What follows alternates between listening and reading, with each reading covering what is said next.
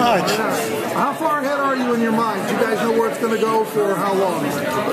You know, you can't presume how long you're going to have, so we try to have a plan for where we would like to end the show, where we want the characters to all wind up, but we have to allow a little bit of flexibility for how we're going to get there. And so for us, it's really important. We're just doing season 2. So right now we're thinking of season 2 as its own entity amongst a larger story, and if we would love to complete the story of season 2, and like we did with season 1, keep opening the doors to keep pushing it forward.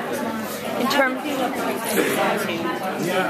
anything from last season, were there things you held back? I learned it's really hard. Oh God! You know, there are a lot of things you learn that just are the show that that are not. You can look back and be like, well, you know what? This doesn't feel like our show. It's missing one little thing. And you know, it's just kind of an organic process. You just start to think about where is everyone. Emma has always been looking for her parents. Now she's found them. But it's certainly not what she ever pictured. And I'm sure she's had a lot of scenarios, but this is not the one she thought of. And look, I think in all seriousness, we learned planning is important. Like, just on a physical level of just producing the show, but on a story level, the more you can kind of plan and look ahead, and having the luxury of being told there are over 22 episodes is great to be able to really kind of try to build a big story. So I think we learned that a lot season.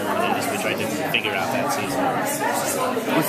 With so much material covered in season 1, you burn through a lot of stories. You burn through a lot of stories. How challenging is that to maintain, in the long run? We are actually going to do most of the clip shows this year. Rest on the laurels of the first season. Hope you liked season 1. And we thought we would be done, and they told us we had to come back. No, you know what? For us, we never wanted the show to be the Breaking the Curse show.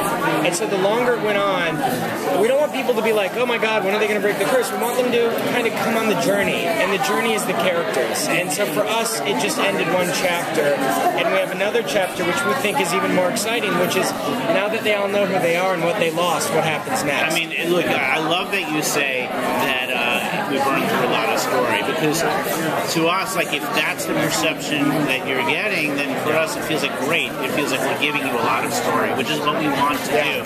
And it's one of the great lessons we learned on Lost, which was, keep writing yourself into corners that, that really seem challenging. And the more the audience, like, our goal really was at the end of the season for the audience to say, how are they going to follow that? And where are they going to go what next? The hell are they going to do? So if the audience is saying, oh, I know what next season's going to be, I feel like we failed. And I think we want to keep trying to use that as the bar we want to reach and exceed. The storytelling for this year going to be more, there was a lot of flashbacks, and we had to obviously explain who a lot of these people were in Fairy Tale World and Storybrooke, and you're introducing new characters this year. So are we going to follow kind of the same format, or is it going to be more the show linear? itself, the paradigm will not change, in that we're going to go back and forth, and we love the device of going back and telling you who they were.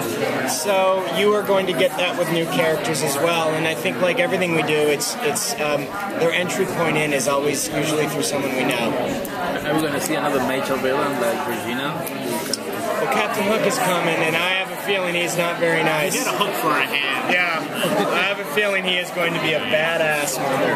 Any update on potentially having Jorge Garcia on your show? Well, Will Peck, here's the thing. Look, you know more than anyone, we wrote almost every Hurley episode, and we love Jorge too.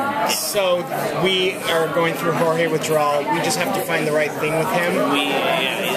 If he is willing to come and we have the perfect idea, we are thrilled if you exactly. Yeah, but I would be really upset if I never got to write for that man again. Oh yeah, he's near and dear to our heart, and we're very close. But Vincent will be on the show. We're just closing a deal, and he is going to run through, and you realize that he left Bernard and Sam. And, what about Walt then? Because everyone wants to know what happened to Walt. Oh yeah.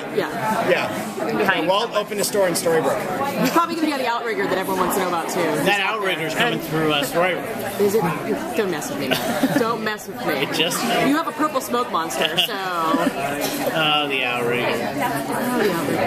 What are the things you're trying to correct in in season 2 that you didn't like in season 1? It's not a matter of what you don't like. It's just a matter of things that you want to follow down. You know, there's different little threads that you leave yourself. Like, I'm really interested to get into Rumpelstiltskin's a man who doesn't feel like he's capable of love, and he has always chosen power over love. What happens when the person he has regretted for 28 years comes back into his life, and how does that conflict with what his ultimate goal really is? And I think those are the things that we're excited about.